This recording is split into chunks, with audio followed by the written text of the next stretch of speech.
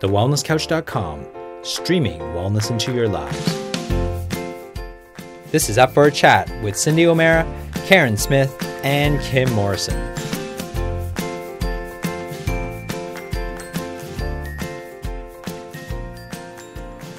Here we are, up for a chat about the hottest topics that are important to you, inspiring you to awaken the change within. I'm Carren Smith. I'm Kim Morrison. And I'm Cyndi O'Meara. And I'm doing some fist pumping. Yeah, baby.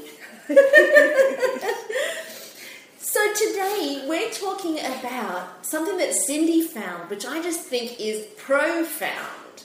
What was it called, Cyndi? It's the 22 Habits? It was the 22 Habits of Unhappy People. Bless their cotton socks. Do you know what I find most fascinating about this is that there is somebody that has actually done the research on unhappy souls.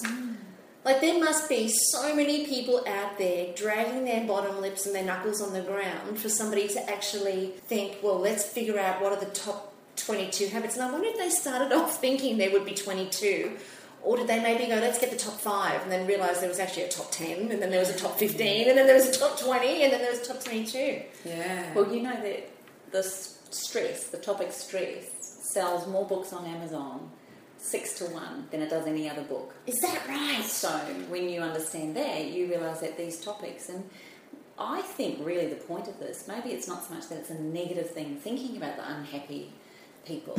We all get unhappy. We all get happy. We all feel joy. We all feel sadness. So, but I think it's the sadness that's so flippin' painful. It's so painful. We don't actually want to be there. So maybe then it becomes more of a significant topic in the fact that we don't want to be there. Maybe that's what it's about. I reckon as humans we spend so much time resisting life that for the most part we only experience joy against a background of pain. Honestly, and that's quite serious. But I really do think that. I think that we spend so much time resisting what is and resisting life. I want more money, I want another car, I want a different house, I want this, I want that, I don't have this, I don't have that.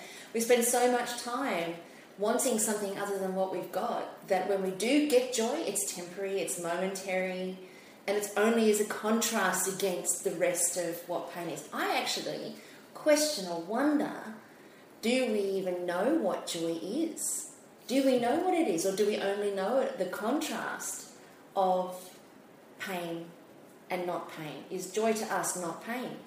And is happiness to humans not being not happy? Do you know what I'm saying? It's a perplexing question. It's a very perplexing question, and I'd hate to think that our joy is just lack of pain. I would hope that it's far greater than that. Yeah, and that's why when I saw it and I read the whole 22, I went, well, let's make it positive. Let's look at the 22 habits of happy people, so I thought, well, it's got to be the direct opposite, because we know that, don't we? It's the feeling of joy is a lack of pain. Well, maybe that's not the case, and maybe I did that all wrong in the end.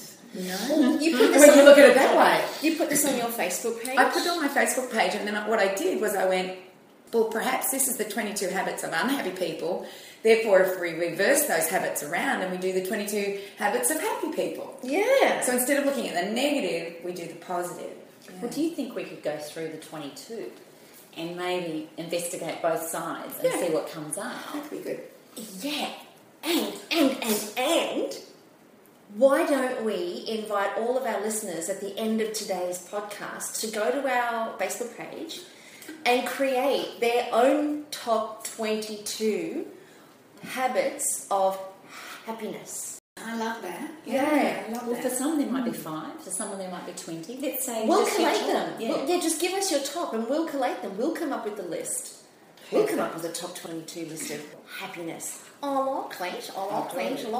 So what's the first one, Miss Cyndi? Well, we go to the negative first. Yeah. So the unhappy. So number 1 is chronic complaining.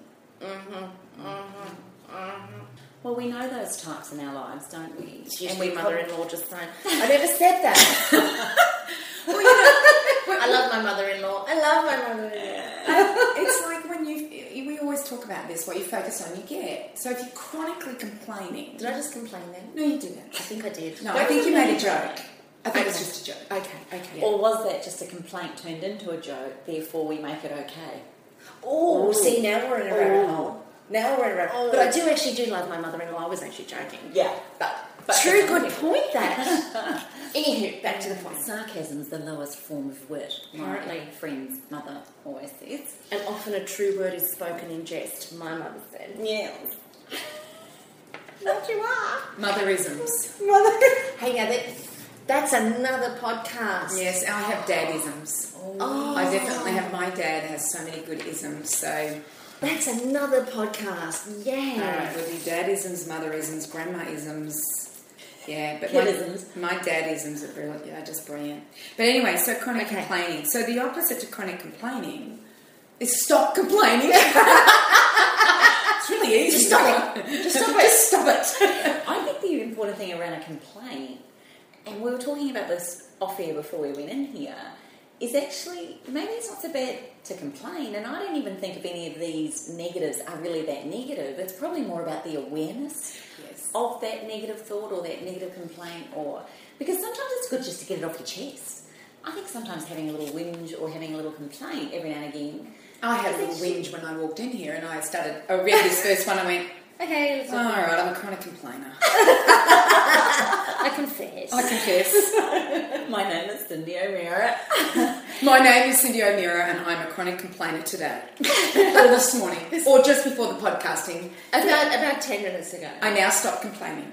But that's the point, isn't it? So I think we can, rather than fight any of these or think that you're bad for doing them, maybe there's a thing around the awareness of it. And therefore, how do we present ourselves or pick ourselves up when we're doing it? Because to me, that's when I catch myself, is when I'm doing something, and often it's your kid or your partner or those closest to you that go, oh, you always complain, or you always say that. You know, you don't realise you're doing it until... and I just had this thought then, I had this flashback to high school. Oh my God. She's actually gone there. She's gone all the way back. All I remember, I've just gone blank with his name, but he used to, Mr. something or other, he used to stand there and he'd be writing on the board and he'd go, all right, no, all right, all right. And one day I sat there and I passed a note to my friend and went, he said 22 all rights in the last minute. Then our focus became all right.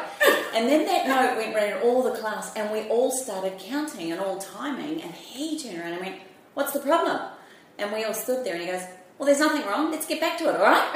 And the whole class lost it. But what I'm saying is sometimes we don't even realise there's an issue until it's highlighted. So around complaining, what are some of the typical complaints? Never have enough time, never have enough money. You know, I saw a post today and it's someone we know, and I don't think they'd mind me sharing, but she wrote that, you know, what is it with kids? You know, you wake up to meditate and the next minute they're running around wild and they found a whistle. I didn't even know we owned a whistle in the house. And she was really grumpy and really annoyed. And in that moment I chuckled because I thought, oh my gosh, how often is it when you've got young children, do you ever get the time to focus on you, really? But rather than complain about it, I just went straight into, maybe it's because I'm out the other end, but it was like, oh my gosh, because at the other side I'd read a quote on Facebook of a lady that was celebrating the anniversary of the loss of her toddler. And there was a part of me that went, oh my gosh, she'd probably give anything to have her kid blow a whistle while she was trying to meditate. Yeah. So again, it comes back to perspective. Yeah, I think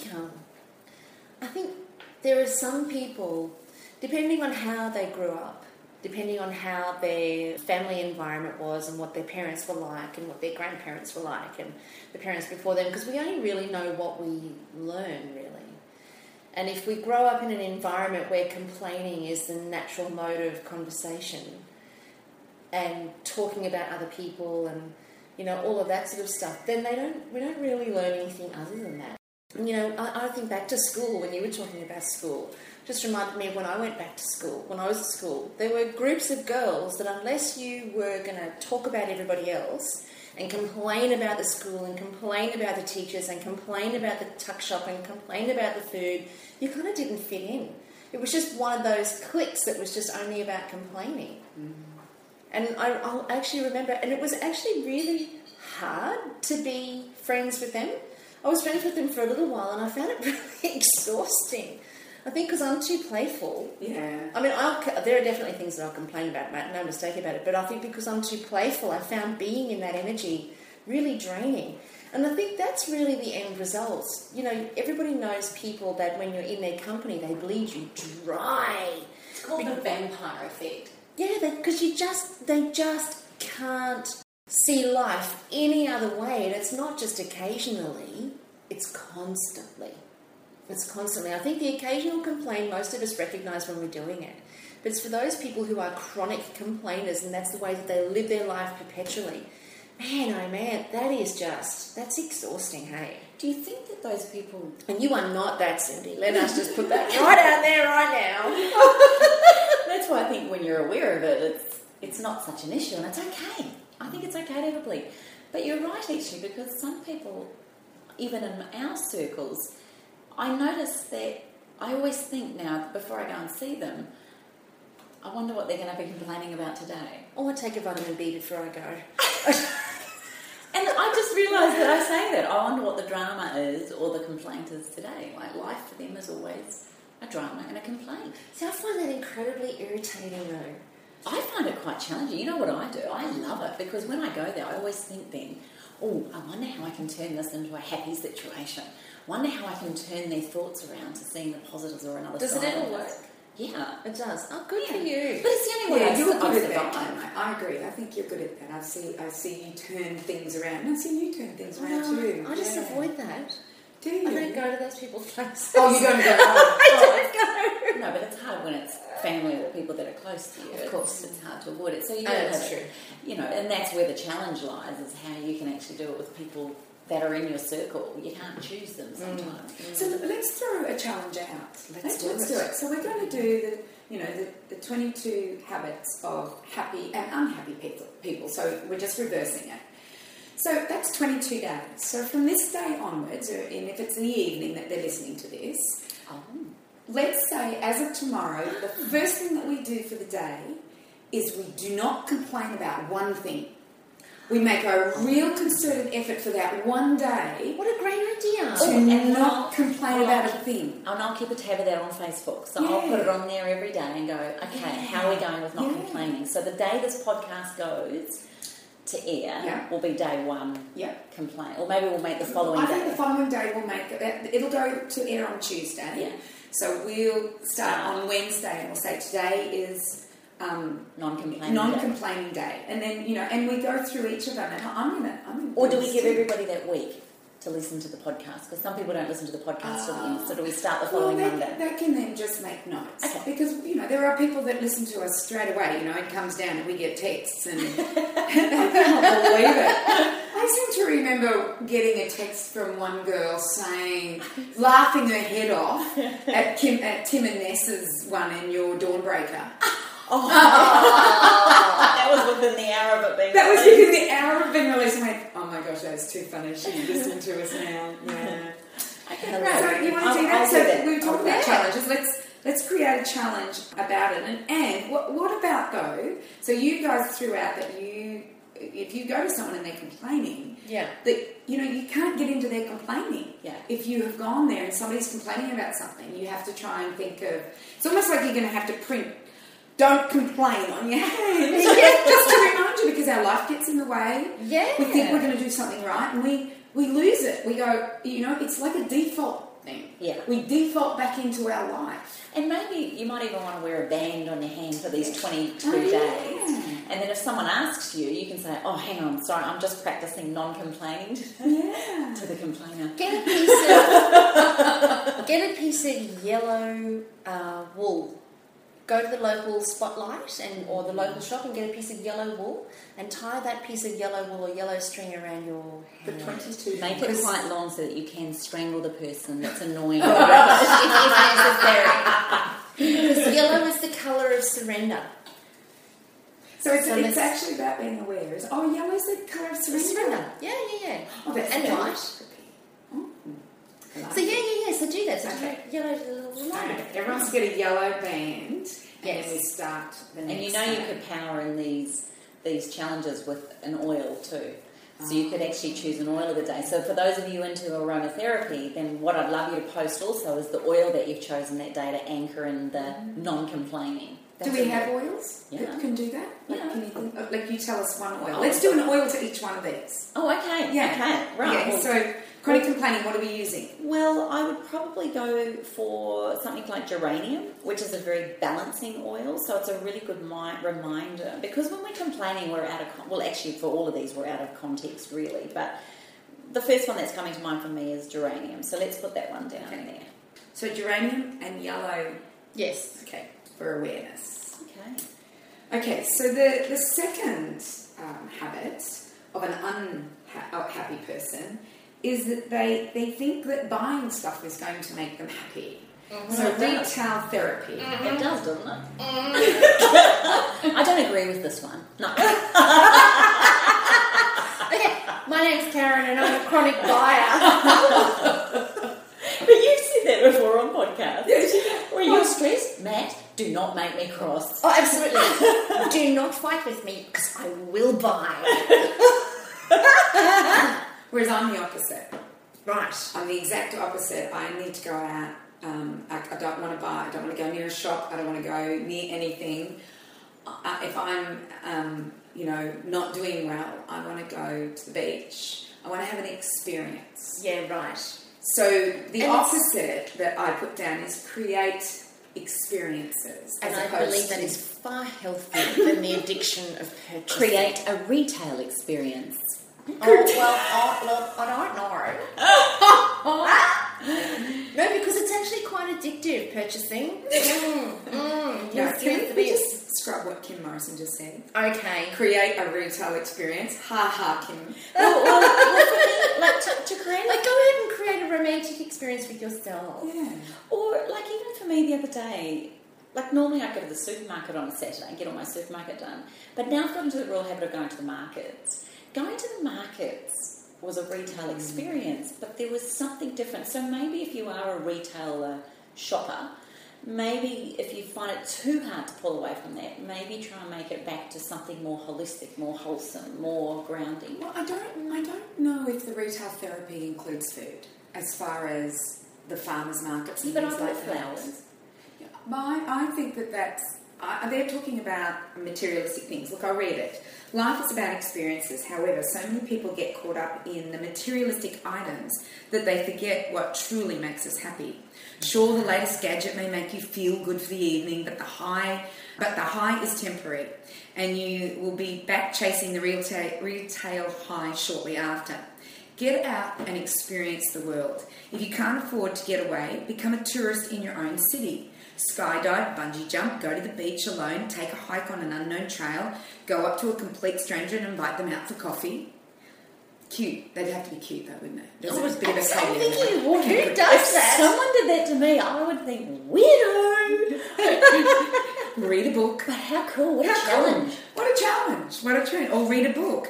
There are so many things you could be doing that will enrich your life that doesn't involve buying things. And for me, I actually think farmers markets and going and getting food, coming home and creating I love it. the most beautiful foods. Like I do my pestos and my mayonnaises. So if you must spend, then go and spend it on really, really good, healthy, holistic foods or essential oils or something like that is going to create an experience. Not necessarily go out and buy the latest gadget or a new car or a new dress or new shoes. Yeah, I think that's different. I think it's very different.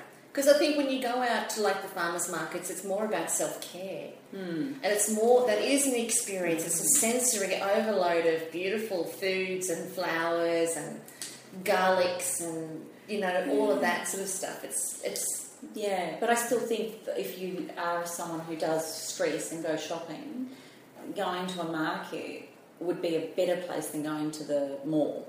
So, to me, I still think that would help people have a different approach to what they're spending their money on. It's being aware, again. Yeah, it is. And the best oil for that when you go shopping is basil. Basil oil. It's very good for focus and for clarity. So if you want to buy one pair of shoes or two pairs, it'll help you decide. No, I'm only kidding. But it'll help you. maybe 8. But basil is a beautiful, clarifying, very, very positive oil. And I use that often when I go shopping. And the other thing is don't go shopping hungry. Oh, yeah, or tired. Or tired, yeah. Yeah, don't go shopping hungry or tired. But anyway, we're getting out of the retail therapy and we're going to creating experiences. And those experiences might be a weekend away with friends, a weekend away with your husband, a weekend away with your partner, you know.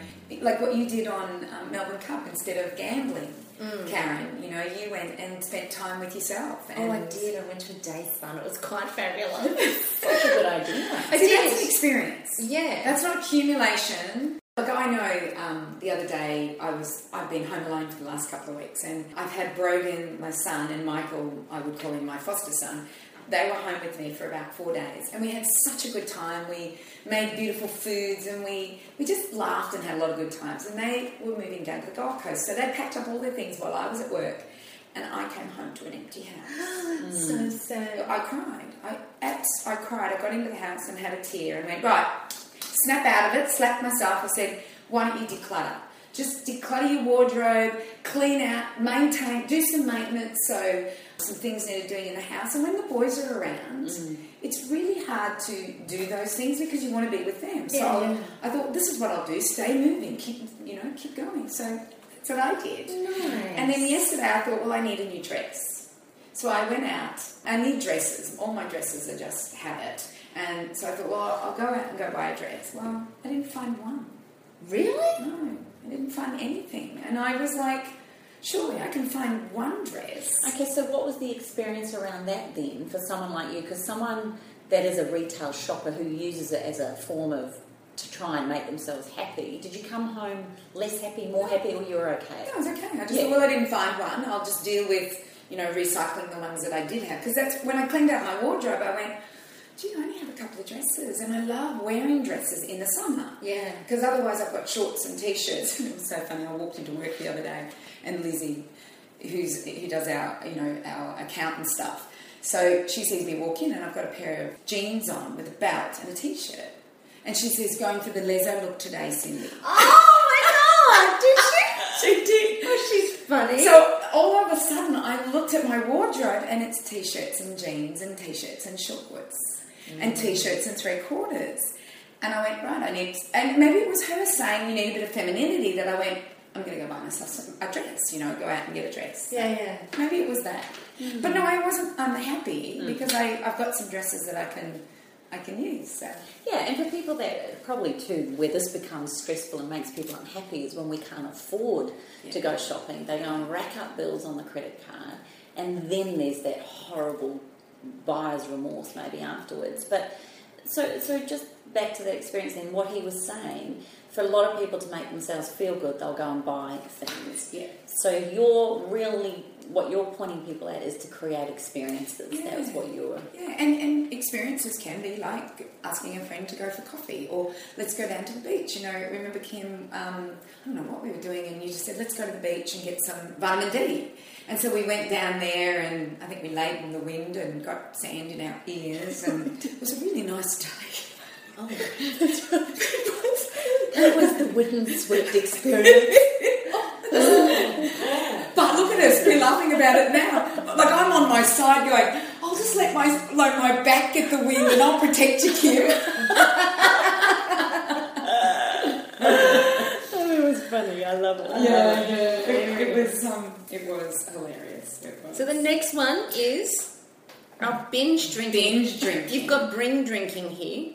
It's corrective typing. Got you. Bring drinking. Bring drinking. I'm going, okay, no problems. And what I put as an opposite was 1 at 5, because 1 at 5 is one of the things that the blue zones are all about. So what the blue zones are people who live to 100 plus, happy, healthy, without disabilities. And what's his name? Buettner, I think his name is the name of the book, Blue Zones and Buettner. Buettner went to each of these blue zones to figure out, well, what is it that these people do that are similar? Yeah. And it was 1 at 5. And 1 at 5 is where everybody sits down. It could be a cup of tea at 5. But everyone sits down, takes time out, contemplates the day before they start the meal plan. So that's why I put wine at 5. Oh. Yeah, I did wine at 5. So it could be a cup of tea at 5. It could be, like, it's a ritual, isn't it, Kim? Yeah. It's a ritual. Instead of binge drinking where you go out, you get plastered, and you drink and drink and drink until you have no idea, you know, what life's about. And then you wake up with a hangover and you've lost your whole day. I don't get it. I do not get binge drinking one bit. And I know that it's huge in this society. It's a big part of the Australian culture, I think.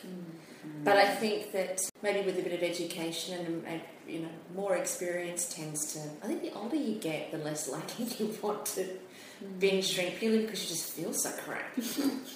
Really, you just feel like hell. I went out the other night for a late night at that ball. The ball that us 3 went to. I got home at about 12:30 or something because I drove somebody home. Woke up in the morning and I thought, thank goodness I didn't drink last night, because if I was to wake up this tired and hungover, I know. I'd want to throw myself off a bridge. I know. It would be unbearable. Matt and I went out for dinner on the weekend with a girlfriend for a girlfriend's birthday, and I think I had 3 champagnes. Oh, for goodness sake, because I don't drink. Oh, yeah, that'd be like having a bottle. Oh, good grief. And then the next day I had to get up and renovate. Oh, I felt dreadful. So I can't even begin to... Well, I can imagine, because I used to do it a lot when I was younger, but that binge drinking mentality... What is it, Carren? Why everybody's doing it. Everybody's doing just it. because everybody else is doing it, why do people do it? I actually look at people who binge drink. Yeah. And you know, whether they become amorous or whether they become angry or whether they become just foolhardy or great, you know, I don't understand the whole keep drinking. Like, if I have a drink and it makes me a little bit dizzy, that's it for me. I don't like to be out of control. I don't want to be out of control. I don't want to lose a day in my life. I don't want to feel like crap, you know? I think there could potentially be 2 reasons. I think the first reason is relatively superficial. Like, if I look at even the younger kids coming through now, you know, they are all wanting to have a drink by the time they're 14, 15, and then usually at home their parents will give them a wine or they'll give them a beer or something, so they start to develop a taste for it. Because in the very beginning, beer and wine taste like crap. It does. It tastes terrible, and like spirits burns on the way down. So it's like you have to get the acquired taste for it. But I think that a lot of people do it because, you know, it's fun. Like when lots of people do it together with music playing and there's dancing and you kind of lose yourself. So I think from a superficial perspective, I think there's a fun component about that our young kids are wanting.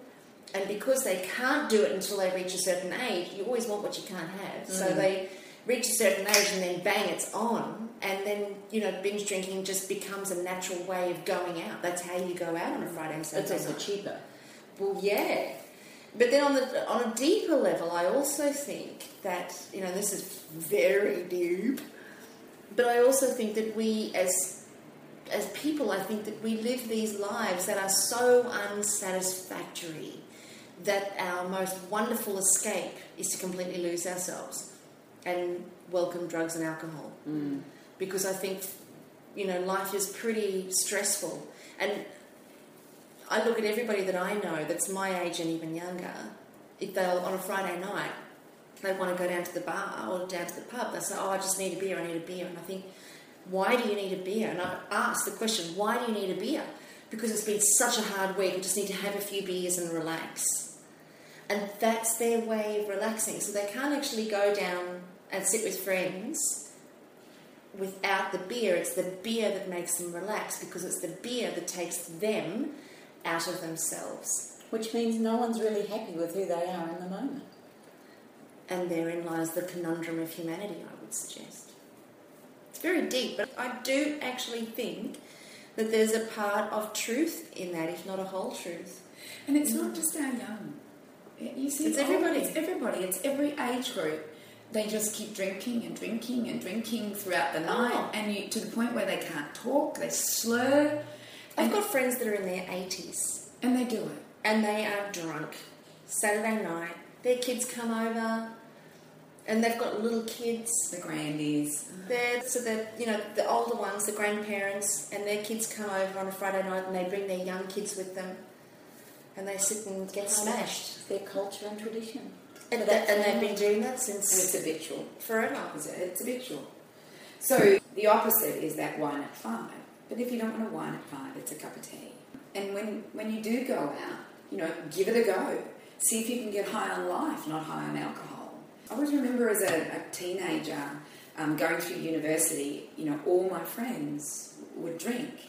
But I was always behind the bar, the other side of the bar. So I had a job in the party bar, pub, and I would be feeding them their alcohol because, that's what it was. I was feeding it to them. Then by the time I finished work, which was usually midnight, and we all went to a party, they were all half carb. Yeah. But I would still have fun. You'd have fun laughing at them all. That's what it was, because they were comical. And they would get up and dance, and I'd dance with them as a crazy girl with them, because I didn't look like the odd one out, but I was having just as much fun, I felt. If you think about it, if we are really looking at all the different personalities of who we are and what we're born with and we've done podcasts on this, 1/4 of the population are what we call sanguines or playful type stuff.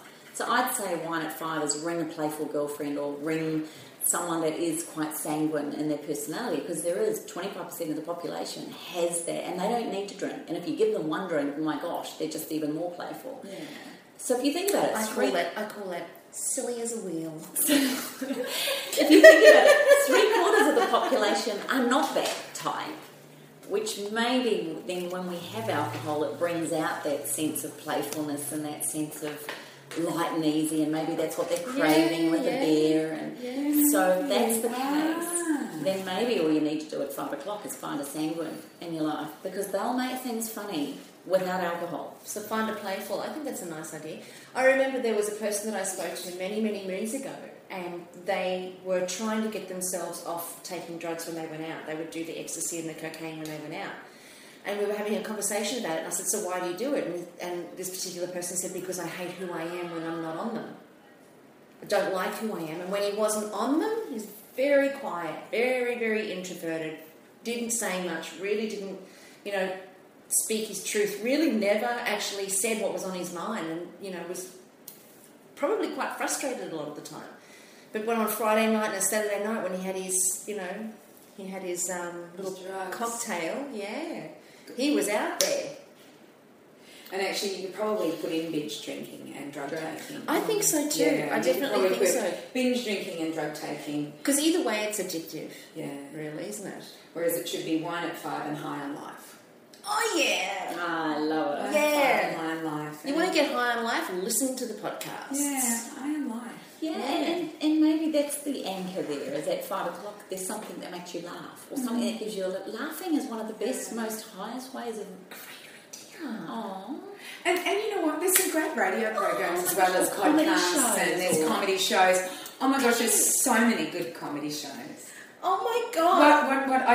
She's just got something. She's running on her hands. I'm gonna tattoo that on my forehead. Laugh at 5? Laugh at 5. Laugh at 5. At 5 p.m. every day, that will be...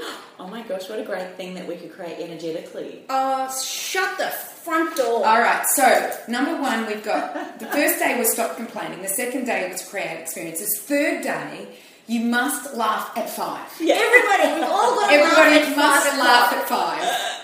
And then you must continue all of these on, we're just accumulating, but we're all going to laugh. We're not going to do a wine at 5, we're going to do a laugh at 5. I am tattooing that on my forehead, and every day at 5 o'clock, that will be my moment to laugh. We're going to have to set alarms. Everybody set alarms. Done. Yep. And chances are I will ring you girls. All right. Did we choose an oil? Have I said an oil? No oil yet. So I'm saying orange. Orange is the happy oil. Oh, yeah. Orange is the oil for celebration. Orange is the oil for laughing. Orange is the oil for feeling really good about yourself. And I know a way to get the orange in. Orange, chocolate, and laugh at 5. Well, we know chocolate, magnesium releases serotonin. Yep. And we know how to make our own chocolate with the orange oil.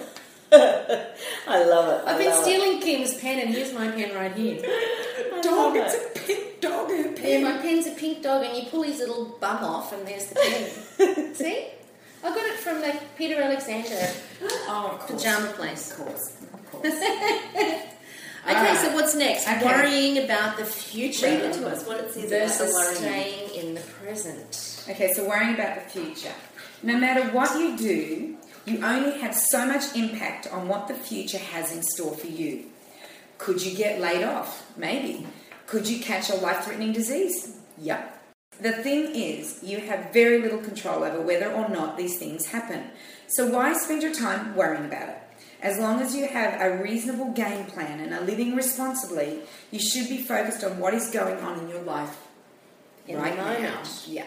Focus on what you are doing this second. If you hate it, do something else right now. I'm looking outside. It's sunny. My cat is rubbing up against my leg. I couldn't be happier. It's true. It's true. If you think, we've often talked about this, haven't we? Is that when you're in the moment, like right now, here in the moment, I'm as happy can be.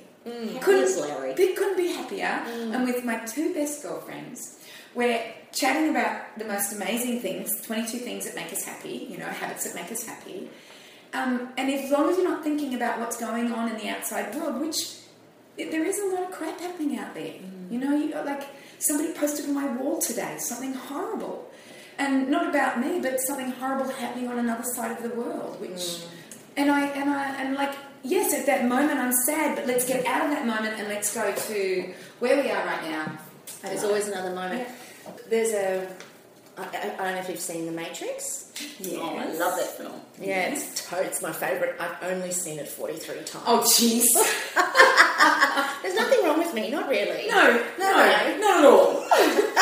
We were talking Mr. about Anderson. A little obsessive. Mr. Anderson. Mr. Anderson. Mr. Anderson.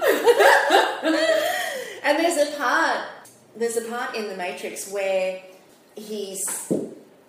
Oh, there's actually quite a number of parts, actually, now that I'm thinking about it. Really? Yeah, there's this part, and I don't know if it's in part 1 or part 2 or part 3. I think it's part 2, perhaps. Anyway, he's right at the very end of the movie, and he runs. Neo is running for his life to get away from, what's his name?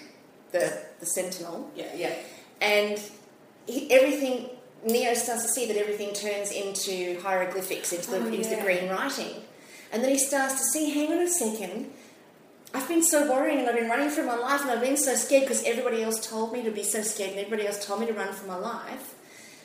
And he turns around and he goes, no, I won't run. And he turns around and all of the programs are shooting bullets at him and he just puts his hand up. And as he puts his hand up, all the bullets stop mid-flight and just drop to the ground. And he actually, in that moment, recognises that in the moment is when he's at his most powerful. And when he's in the moment, he can stop everything and he can start anything. And it's at that point that the movie comes to an end where he dives inside Smith. Yeah, Smith is the program. So he dives inside Smith and breaks him up and all this stuff. And it's so cool. But it's like... Your most powerful is in the moment. In the moment. Yeah, he recognises that, and it's so profound, because I remember thinking when he puts his hand up, he stops all the bullets, and I thought, God, when you stand in the moment and you put your hand up and you just say, no more. Been there, done that, got the T-shirt on, and I've been running around for the last 2 movies. I've been fighting for my life for the last 2 movies. No more, not doing it. And most people are either in the past or in the future. Yeah. They're never in their very present. And the power of now with Eckhart Tolle, everybody's talking about it, and it's not an easy one to practice. But if you catch yourself, like when I'm swimming, I might have my thoughts going elsewhere, and all of a sudden I go, let's watch my hand come through the water and then go through the other side, and wow, there's that building there. But if you are in the moment, that moment, it is actually, there's no fear, except that the shark went past, then okay, we have fear there. And there's actually, when you're in the moment, your thoughts stop. Ah, yes, interesting. Yeah. There's I don't know if I've said this on the podcast before, have I? That movie, or there's a book called The Way of the Peaceful Warrior by Dan I Millman. love The Way of the Peaceful Warrior. Yeah, there's a movie. And a book. At the very end, I don't know if I've said this on a podcast, so please forgive me if I have. I don't ever remember you talking about this book. Oh, okay, cool. Well, at the very, very end, you know, I won't divulge the story, but at the very, very end, he's doing his thing. Dan Millman's doing his thing. And the first thought that he gets is, where am I, Dan? And he says, I'm here. He says, what time is it? It's now. What's real? This. So you only ever now, you only ever here, and there's only ever this. And I started running again, and of course I haven't run for so long and I'm so unfit. So I'm running and I'm just trying to push myself past, you know, just to try and increase my fitness. So I'm pushing myself past what I'm running at. And I'm going, I'm just here. There's only this and there's only now. It's just here, there's only this, there's only now. It's only now, there's only this. Because when I'm anticipating getting home, then I think, oh, it's too far. I just need to stop and walk for a bit. Or if I'm anticipating running to the next light post or the next tree, I go, oh, no, good heavens, who would do this to themselves? So then I stop. But if I don't do that, and I don't anticipate a future, I don't anticipate an end, I just stay in the here and the now with this, I managed to get up 6 kilometres. So it's pretty cool. Do you know what's really interesting is that I went to a new coffee shop today in Malulaba, and I walked into this coffee shop. It's very rustic, really rustic. Ooh, and I walked into the coffee shop, and there was this table with a cup of coffee and a book, but no human being. And guess what the book was? Not The Ways of a a Peaceful Warrior. Oh, this is so funny you brought that up. Oh, goosebumps. Yeah. I know. And it was just the book had obviously been read, and somebody had flipped it over, you know, on its cover, and split it out. A cup of coffee was there, but there was no human being there. And I looked at the book, and I got a beautiful feeling because I love the movie and I love the book, The Way of a Peaceful Warrior by Dan Millman. Yeah. And then you bring that up today. Maybe it's time for us to read it again. Oh, let's read it Maybe it is. We need to watch watch the movie. chat book club. Oh, here we go. Oh, wow. Oh, my God. I could so do that. Oh my gosh. Book club, movie club. Like, actually make it.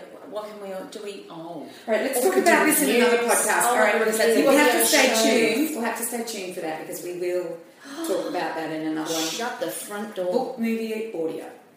Oh, yeah. Oh, well, the audios will only be the podcast, so... Yeah. What do you mean listen to a book? There's nothing else to listen to. All right, so we're staying in the present is the positive of that. And the oil for that, one of the most beautiful things, oils for worrying, is frankincense. So frankincense is the oil for fears or fear of what might happen. It's also one of those beautiful oils that's used in rituals all the time, and it's ancient uses. It's the resin of the tree. It's like the life force. It's like being in touch with the centre of gravity, the centre of soul, the centre of self. So frankincense is definitely an oil that I use whenever when Taylor was really little and she was having a few bad dreams there for a while, that was one of the oils that I always pulled out, and she called it angel fairy dust oil. So I think it has that feeling. So when we go into worrying, we're worrying about something that could happen, would happen, should happen, might not happen. So there's no point, it's not there. That's the oil to keep you grounded, but also keep you in that focus. It's a beautiful oil. I've got it in the blend. It's in the background room. I love frankincense. I absolutely love it. So, okay, so that was the 4th habit. Yeah. Ready for the 5th habit? Yep. Yes. Waiting for the future. So, I'm trying to find the person who wrote this, and do you know I cannot see his name? So, I will look for it and make sure everybody knows, and we can credit it to this person. So this is saying waiting for the future, a bad habit of an unhappy person. This is the habit of an unhappy person. Yeah. So what I did is I said keep moving forward. And I do know this is that Howard, my husband, his daughter, my stepdaughter, you know, she was in a really bad place as far as didn't know where to go, what to do, how to do it, or anything like that. And he just kept saying, no matter what you do, keep moving forward. Just keep moving. Keep doing things. Just sit at home. 1 foot in front of the other. Yeah, 1 foot in front of the other. Go and, you know, do an experience or go learn something. Or he was always saying, just whatever you do, just keep moving. So this is what this person says. It says, much like worrying about the future, many people focus on future events instead of what is going on right now. The chain of thought usually starts like this.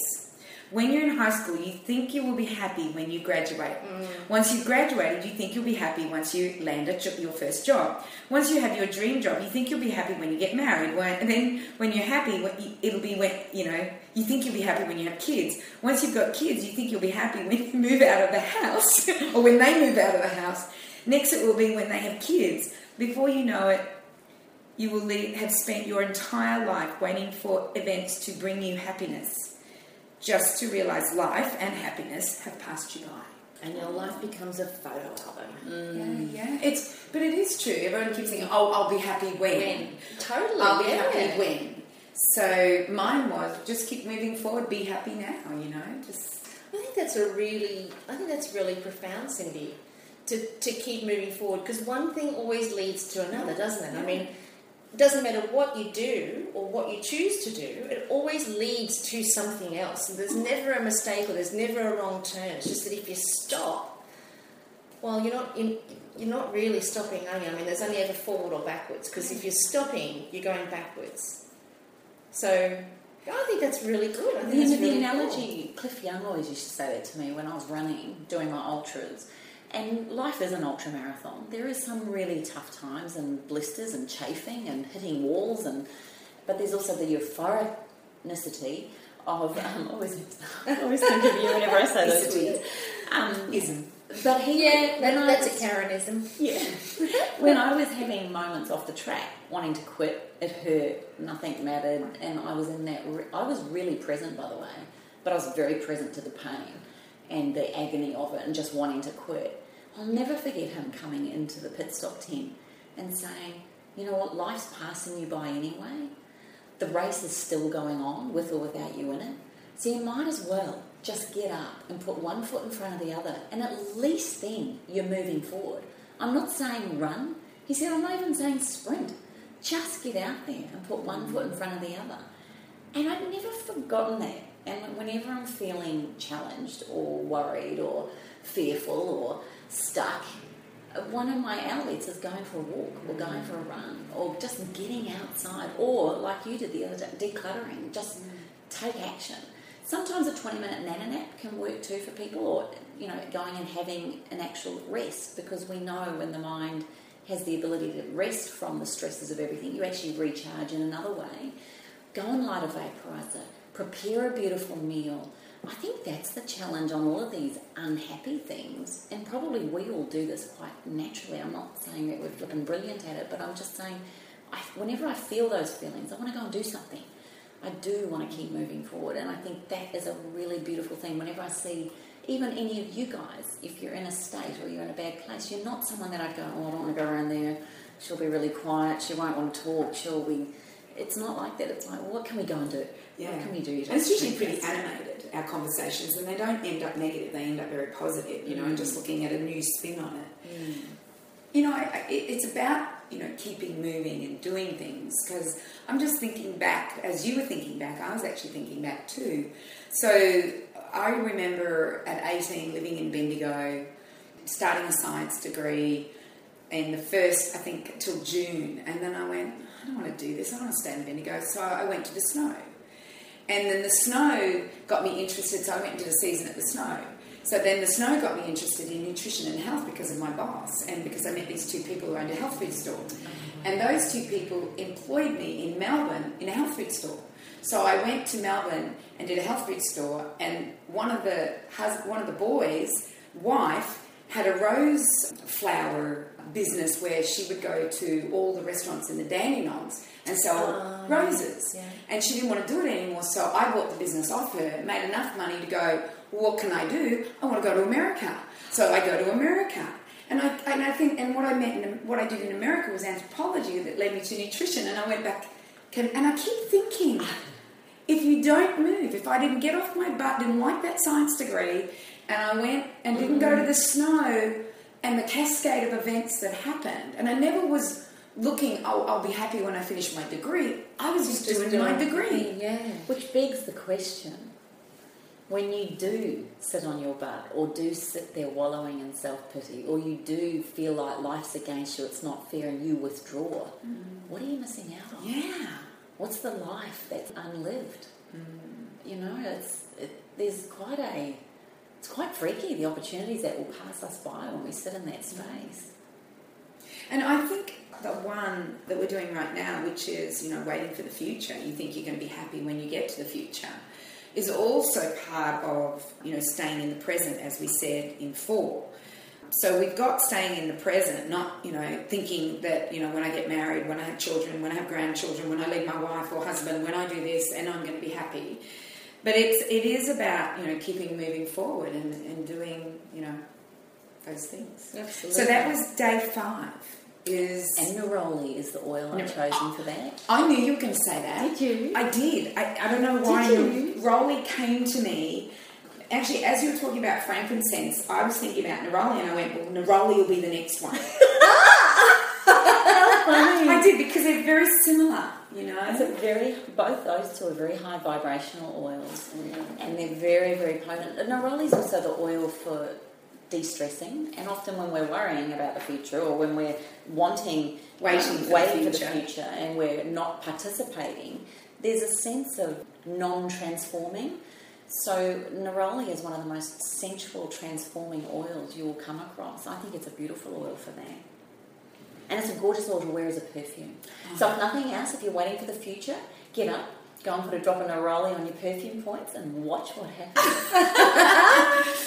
And it's about participating. It's about not waiting for what's going to happen, but participating in your life and going with maybe those impulses that say, hey, I'm not happy where I am right now. What is it that I need to do in order to get out of this? And where do I want to go? Ooh, let me go do this, you know. And I just think, you know, even from university, and I went hiking for 2 months after university, and the people I met and the things I learnt, and it all had to do with nature and food and going back to basics and living with less and not having any retail therapy, Carren. Not any. I never saw a shop for 2 months. No, that would probably break me. Oh, she says that, but we know damn well that she could live so without shops, really. I think what you're saying, you think about the habits. But if she lives without shops, I'm not sure she'd live without the internet. She's very good correct.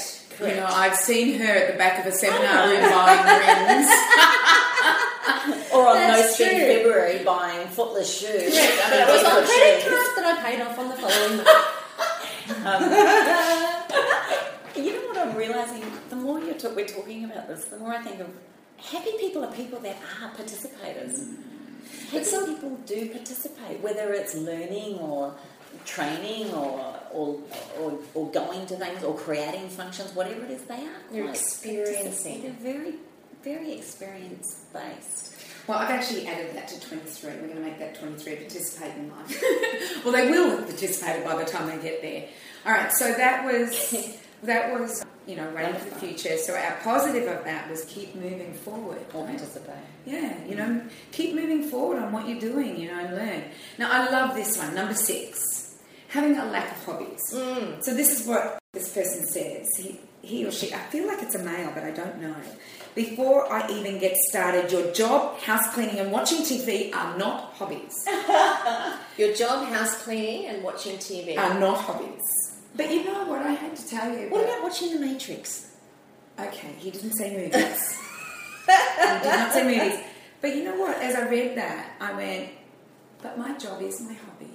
And it's not a job, it's what I love. And I know yours is too, Carren, and Kim, what I say yours, it's our hobby, because this is when I realised it was a hobby. So hobbies are activities that you can become passionate about. I would say we're all pretty passionate about what we do. Hobbies are something that you can do when you have 3 hours of free time on a Thursday night. Oh, yeah. Yeah, well, mine would be... seminar. I would be listening to nutrition things or reading a nutrition book. I love doing that. Hobbies are skills that could potentially earn you money. There you go. Earn you money if you become good enough at them. Happy people tend to have hobbies. Whether your hobby is kickboxing, playing the guitar, swimming in the ocean with sharks... Right. Running. Don't say that. A weekly 6:30 morning swim. No, it doesn't say that. Playing a guitar. Would I've said that? Basket weaving. Basket weaving. I can see you all doing basket weaving. I don't think so. Hobbies give you something to do with your free time and give you some time for you. This is time you are investing by yourself. Group hobbies are also an added benefit of giving you additional socialising time. I'd call podcasting a hobby. I would call podcasting a hobby. Yeah. One of them. Yeah, one of them. So I just put as a positive on that was enjoy hobbies. So what if somebody is just so busy with their work, or their job, or their business, and they're so busy with it, but come the weekend, they're just exhausted and they don't have time for anything else. They don't have energy for anything else. And what if you don't know what you want to do as a hobby? What do you suggest? You know, that was one of the things that I was listening to this gentleman, Rosenberg, last night, who does nonviolent communication, and he actually said that the problem most people have in their lives is that they don't know what makes them happy. Yeah. They don't know what to do with their life. They don't know their life purpose. So if you don't know those things, how do you figure out what you do like as a hobby? So which comes first? Do the hobby and then you find your life purpose? Well, think about just things that, if you want to make it really simple, just think about things that in the moment make you feel okay. So for some people, cleaning houses, I know that sounds bizarre, but for some people, cleaning houses or decluttering or making that, some people make that their job and their passion. Look at a lot of these businesses that crop up around the world are all based on people's passions or people's belief systems and things like that. So, I mean, for me, things like cooking, I would never think that was a hobby. But when I think about it, it makes me feel really good when I do it. And when I'm stressed, I'll go and cook. If all else fails, go cook. But it's like... Whereas Karen's face goes, no. Yeah, but because as a mum though, and it's the hub of the home, and I know maybe when my children leave home it might not be as much, but right now it's something that I love to do. So think about things, if you can't think of a hobby like playing a guitar or doing a calligraphy course or something like that, then just think about the things that you enjoy doing that you get satisfaction from, even if it's minimal satisfaction. Some people, for instance, love renovating. Some people love painting. My brother sent me it. I rang my brother yesterday, and he sends me a photo of him and his girlfriend painting the back of their bookshelf. And they've tried 3 times, and he's not a home handyman. She's not a home handy person. So they've been to Bunnings. They spent an hour and a half there. They got hangry, had to go and buy something to eat, went back to Bunnings and all this. Meanwhile, I went, I'm done. Keep it white. Yeah, that was my reply. Just keep it white. They went, no, we want to make the back of it blue. It'll have a nice... 3 times, because the first time they did it and then it just peeled off like rubber. They obviously hadn't prepared it properly or hadn't used the right paint or something or other. So on the 3rd time he's ringing me and he goes, no, we're doing this and we've got it sort of paint now, we're painting it blue, we're done it the 3rd time. I went, give up. It's not your hobby. Go buy a new bookshelf. Pay someone else to do it. But you know what? They then sent me the finished photo and went how much they loved it. And I went, so I'm not saying that was a hobby, but out of the satisfaction, I would say one of my brother's greatest skills is finding a solution. It's interesting that you should say that. Matt he's an interesting little creature. My little Jeffrey, he's not little. My Jeffrey, he has a business and he's flat out in the business. And when he comes home from the weekends, he wants to do fun stuff or whatever. But you know what's really interesting? We are renovating a place at the moment. And 5 a.m. he's up and gone. Because he's excited. Well, do you know? And when I ask him, he goes, oh, no, I don't like it. No, it's crap. It's hard work. But we've renovated 3 or 4 places now. And it's when I see him come alive. Put a rubber mallet in his hand and let him destroy a brick wall. He's having a fabulous time. And all weekend, and it just made me think about that, Kim, what you just said then about your brother. Is like, for Matt, it's the same thing. Matt, he's got his muscle car that he likes to play with, but, for him, if he can be building something or making something or repairing something, he's on fire, he's animated. He's exhausted, but he's animated. And it's awesome to see it. It's beautiful actually to watch that. There's a real difference, isn't there, between feeling exhausted with overwhelm and hating your job and hating that to exhausted from just, I couldn't have done another thing in my day. But it was awesome. Yeah, it was a great day. Yesterday I had the same thing. I got up, I couldn't wait to get up. I woke at 4, started doing emails, because I always think if I can catch things between 4 and 7, I'm already 3 hours ahead of everyone else, in the sense that I've done things that no other people might have done. then I did I went for my first run yesterday. Oh, did you? In 6 months. So I did a little run, and that felt amazing. Worked on my computer all day, writing programs and stuff like that. Helped Jacob. We went and sourced the internet and went and bought him a bench press because he's bulking, as his words. And then at 6:30 last night, I realised I hadn't quite finished. I wanted to have my cars cleaned by the weekend. I'm out there, it's dark, I'm cleaning the cars, but it was like, I got into bed feeling like, yeah, baby, I've done it. I was exhausted, but felt so good that I got into bed knowing I'd done these things. So can life become a hobby? I Like was the just going to general ask you the things same of thing. life become a hobby. Because I wouldn't say cleaning cars are my hobby, but my gosh, the feeling of it all being clean If it today. lights up your life, Yeah. then why can't it be a hobby? Why? Like, you're right. Like, I love sweeping the floor. I have this. Oh, you do? I do. I have this. I almost bought a robo vacuum cleaner this weekend, and then I went, but I quite find this. I have this thing. You're I don't know what welcome it to is. my RoboVac. You are welcome to it. Oh, you don't like your robo I'll vac? give it to you with all the love in my I want heart. it. I want to need give it a go. more. I want to give it a go. I'd like to give it a go. But the thing is that I only have so many tiles. And I have this broom that it's not a broom, it's on a swinging arm. Oh, yeah. Yeah, like the Inyo. And it's like this. This is how you sweep your floor. Yeah. And nobody can see what I'm doing, but I'm doing this swaying action. It's rhythmic. And it's very rhythmic. She's And doing a kahuna massage. that's what it looks she's like. doing. But I actually don't mind it. I don't mind when I have the time. It doesn't bother me. And then when it's done, there's no more dog hair on the tiles. Right. And it looks so good. So you've really got a robo. Yeah, I got one for Christmas. Because I saw the funniest thing recently, and it was a cat on the On the robo. RoboVac. Was that on Facebook? Yes! Oh, it was hilarious. Watching that cat stay on that robo-vac and it gets hit up against the wall. And that's when I went, oh, my cat will just freak when it sees a robo-vac. It will be out the door faster than anything, not being on top of that thing. Oh, my God, that's too funny. Hilarious. Okay, so the oil for Oil. hobbies. Oil. The oil that comes to mind for me is pine. Because pine is a very inspiring oil. It's one for inspiration. It's one for when we're not feeling inspired, delighted. It's a very refreshing oil. It's intoxicating, and it's a great oil for inspiration. That's why I always say to people, sometimes, lighting pine in your vaporizer or going into a pine forest, you can feel incredibly Oh, that's beautiful. focused. Enlivened. You're just totally enlivened in a pine Yeah. forest. There's something about it. So pine would be if you don't know what it is you want to do in life, go for pine. Go with pine. Cool. Okay. Right, we're going to do one more and then... Oh, we've Are we done into that 7. time? We've done 7. Oh my fat Well, ass 7 will area. be... So this is the first week. This works actually really perfectly because we're going to do 7 and this is the first week. Okay. Yes. This will be the Good point. first Okay. week. Yes, I So love then, that. so we'll do it week by week. So this is going to be a really easy one for everybody because a bad habit of somebody who's unhappy is eating poorly. Well, that's their habit. So let me read what he said. He says, making bad food choices or eating too much is not only bad for your health, it can make you feel lethargic, guilty, depressed, and when done for extended periods of time, typically results in gained weight. Unfortunately, eating poorly is a vicious cycle. Oftentimes people eat to self-medicate when they are feeling down. They feel great for a few minutes while they're... Troughing? Yeah, troughing, that's right.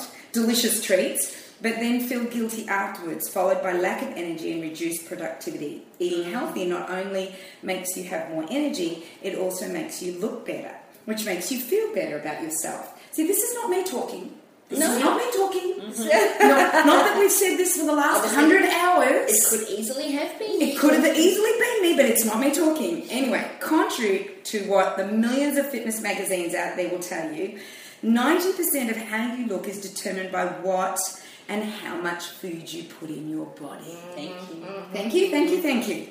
Not how much time you spend running on a treadmill. Eat right, look great, and feel great. So the positive in that is eat healthy. Just eat your food. And if you are one of those people who eats for comfort, or you're one of those people who overeats to stuff your feelings, make sure that you jump onto my website, eatwithease.com, because we've actually got the next launch or the next intake happening in January. So jump on that. It's a 12-week program to help sort you out with your emotional eating and overeating and food addictions. And you know what? Great thing to start the new year. Oh, it's a wonderful year to start the new year. And you know Yeah. what? They should know what they should be eating if they Absolutely. have been listening to us for the last Absolutely. 100 and something hours of podcasts, or 100 weeks. Yeah. Because this is what we talk about. But if you're a newcomer, and this is the first one you've heard, then, you know, for your emotional eating, go to Carren. For what you should be eating, go to Changing Habits. And for what oil we need when we're eating, Miss Kimmy? Yeah, 28.com. But interesting thing, even though you say, and we've got a lot of listeners that have been following us for the whole 100 plus podcasts, you know, I still think there's a lot to be said for understanding the emotions behind eating. Yeah. Because even though they might be eating healthy, they're now eating lots of it. And they haven't learned to control portion sizes, or they haven't learned how to... It's not what they eat, it's why they eat. Yeah, and I still think that's quite a significant journey to understand, Definitely. particularly if you've been brainwashed a certain way for so many years. Exactly. And, you know, what you eat, there's lots of information about that out there. As far as, and it's about figuring out what's good for you. But as far as why am I emotionally eating, you know, it's a lot of people don't realise, you know, that eating bad food, it's like he says, or she, it's a vicious cycle, and we've got to get out of it. And so it's about, you know, starting to eat healthy again, but also understand why you got into that position in the first place. Absolutely, and most people don't know. They just eat the way that they eat. They eat the way that they're conditioned to eat. They don't know that they're emotional eaters, and they don't know that. And do you cover in your course, Kaz, like people can learn all of this and they get it, but if your tribe is not of the same thinking, do you teach them how to deal with other people's... Yeah, we spend a good 3 weeks on that. Yeah. Because what we tend to do as emotional eaters and overeaters is we surround ourselves with enablers. So our environment lands up enabling our behaviour. So the people that we choose to have in our lives, our kids, the way that we condition our kids, our partners, the way we condition our partners, our parents, our work, the route that we take to work, all of that sort of stuff. It's all about the environment that we set up to enable our behaviour. And of course it's unconscious, it was done innocently, but it's about reconfiguring that whole environment, and it definitely does include the people in that environment. For sure. Because some people will have partners that will say, don't eat that, you know, you're a fat thing, and, you know, you shouldn't be eating that, stop eating, you eat so much. And that enables our behaviour, because that puts us into a negative emotional state, which then forces us to look for comfort. So then we go looking for more comfort. Or they could be in a relationship with a partner that doesn't say anything, they just get a disdainful look. So it's got the same result. Or they've got a partner who's completely disinterested, and again, same results. So the environment enables our behaviour. So it's about educating your environment to support your behaviour, not enable it. And, you know, it's also, once I believe that within yourself you have respect for yourself. Because I'm just thinking of a situation I was in yesterday, and somebody had brought to the coffee shop some biscuits. Now, I didn't know how they were made. They had no idea who the hell I was. But I looked at the biscuits, and there was something that I went, well, I'm not going to eat them, but I'm also not going to ask a question. I didn't want to go, oh, what's that? What are they made of? How did you make them? What, you know, because I wasn't in that situation. So it's about having enough respect for yourself to not take it. Yeah. Because it may be something that is not good. Yeah. But my girlfriend Ricky actually ended up eating one. And she said to me, it tasted like it had custard powder in it, it had margarine in it.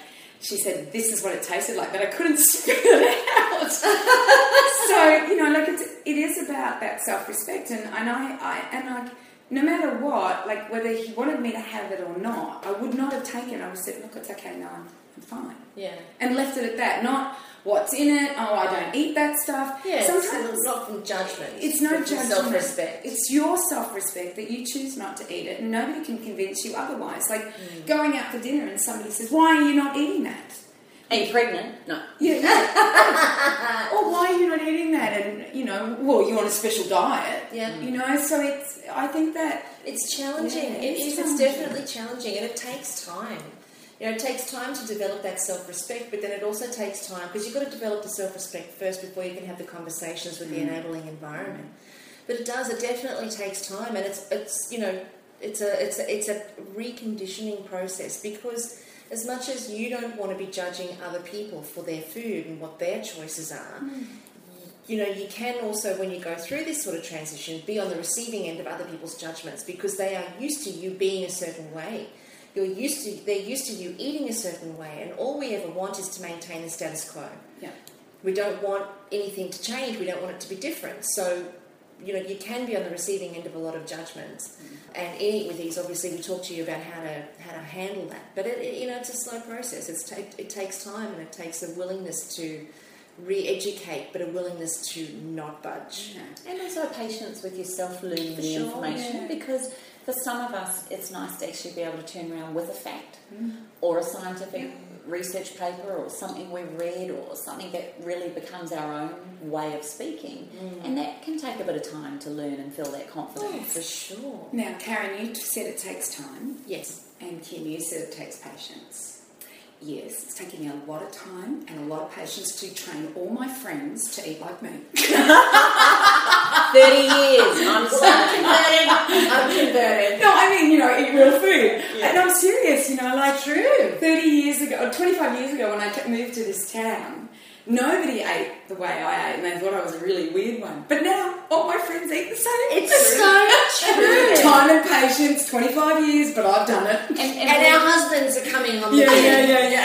We met up with James from Food Matters on the weekend as well. He was having a cup of tea with us.